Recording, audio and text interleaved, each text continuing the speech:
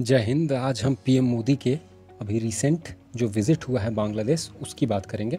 आज पीएम मोदी बांग्लादेश में हैं और कल भी वहीं रहेंगे। तो ये विज़िट बहुत इम्पोर्टेंस होल्ड करता है बांग्लादेश और इंडिया के रिलेशंस के लिए। तो मेनली 3 कारण हैं जो पीएम मोदी का ये विज़िट हो रहा। क्यों? बर्थ सेंटेनरी है बंगबंधु शेख मुजीबुर रहमान का, 50th एनिवर्सरी है बांग्लादेश इंडिपेंडेंस का और 50 ईयर डिप्लोमेटिक रिलेशन का है हमारा इंडिया का और बांग्लादेश का।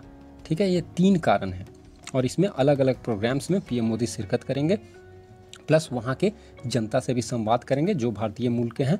सारे इवेंट्स टेक प्लेस होंगे वहाँ पर और इसके उपलक्ष्य में इंडिया के पहले हमारे विदेश मंत्री वहाँ पर गए थे। सारा प्रोटोकॉल स्थापित करके पीएम मोदी का विजिट सक्षम बनाने के लिए सब कुछ कर पहले आ चुके थे।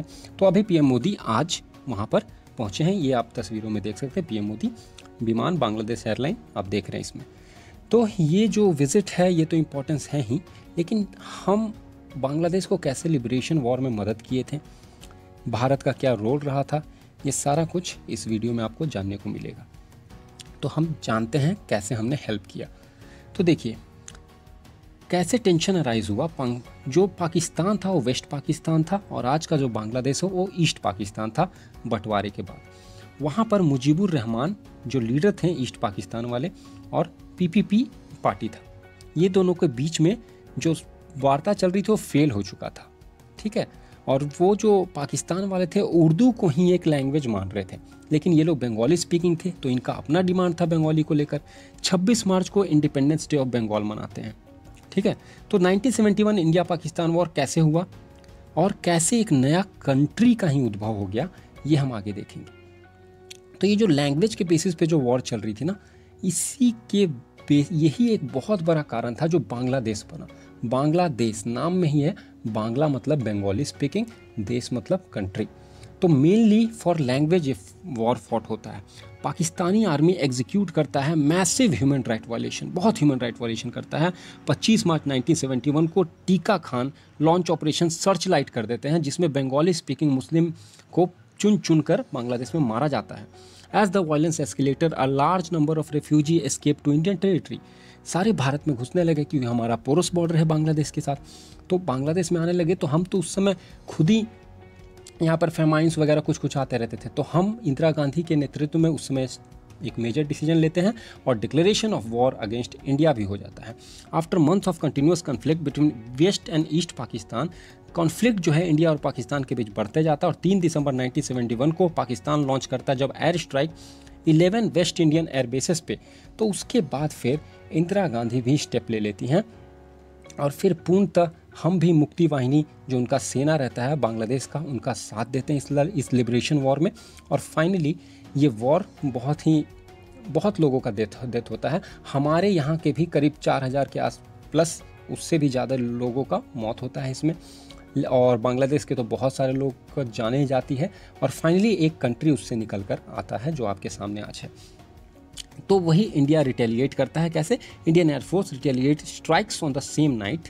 Then PM Indira Gandhi order करती हैं full scale invention of Pakistan. Thus officially commenced the Indo Pakistan war of 1971। क्योंकि वो हमारे यहाँ आ रहे थे, सब बांग्लादेशी भाग भाग के हमारे आ रहे थे। हमारे पास इतने संसाधन नहीं थे कि हम उनको फीड कर सकें।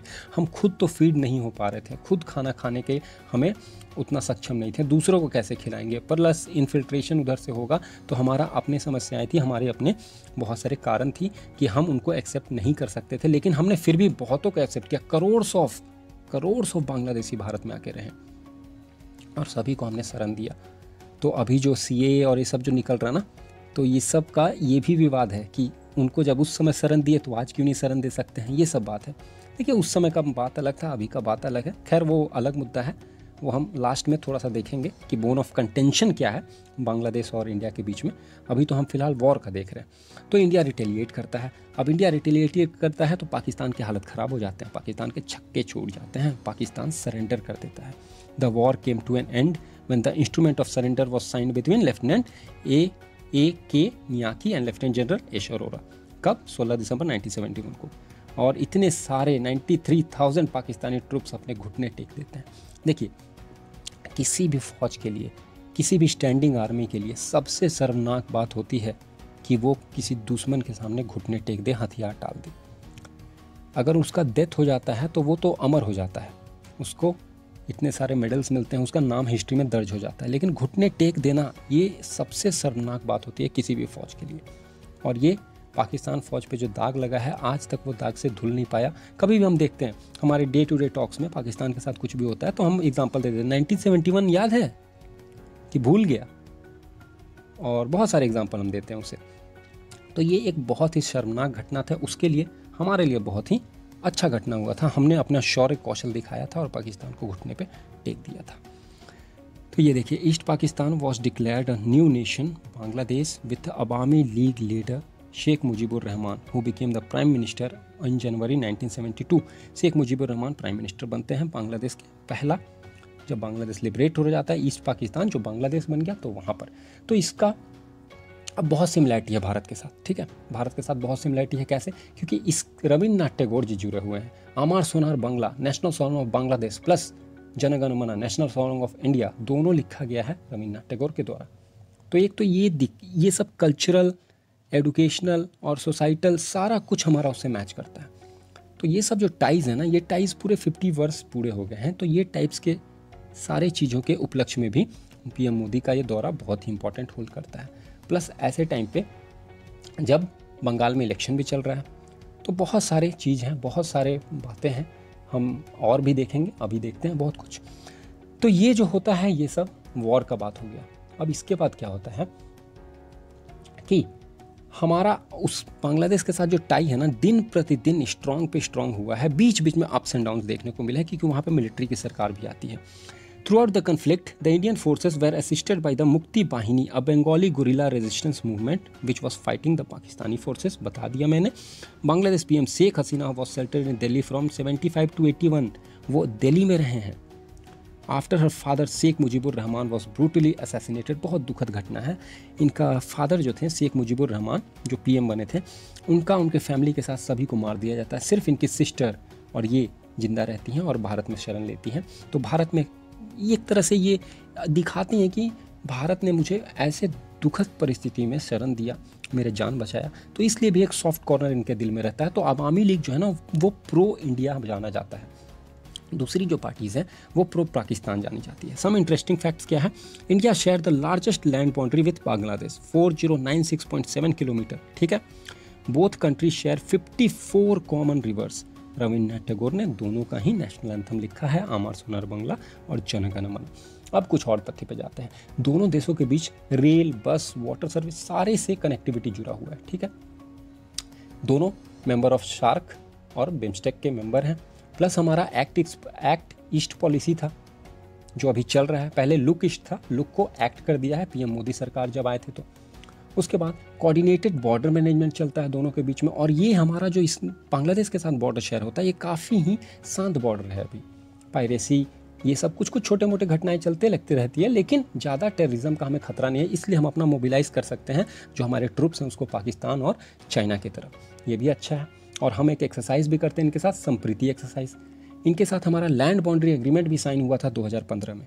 2015 में लैंड बाउंड्री एग्रीमेंट साइन किया। कुछ एनक्लेव्स थे जो इंडिया के साइड थे, बांग्लादेश वाले उन्हें दे दिए और उनका वाला हम ले लिए। हमें थोड़ा सा कम लैंड मिला, लेकिन ठीक है भाई, इतना करना पड़ता है क्योंकि आप बिग ब्रदर हो, इसमें बड़े देश हो तो छोटे को थोड़ा सा देना पड़ता है। फिर उसके बाद इंडिया जो है फर्स्ट कंट्री था जो रिकग्नाइज किया था बांग्लादेश को और डिप्लोमेटिक टाइज सेटअप कर लिया था। हमने अभी रिसेंटली पीएम मोदी लॉन्च किया है मैत्री सेतु ब्रिज।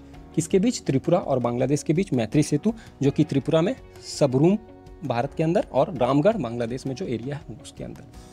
और बहुत सारे बातें हैं, लेकिन अभी अब कंटेंशन क्या है? देखिए कंटेंशन है CAA-NRC जो पास हुआ उसका क्या है, उसके चलते थोड़ा सा वहाँ पे गुस्सा है बांग्लादेश में। तीस्ता रिवर के पानी का बंटवारा लेके, तीस्ता रिवर जो है ना वो मेनली बांग्लादेश जो है ना लोअर एरिया में पड़ता है। तो जब बंगाल से पानी निकलेगा तो वहाँ पर जाता है, तो बंगाल वाले थोड़ा सा बोलते नहीं देंगे। ये सब कंटेंशन दूर करना होगा।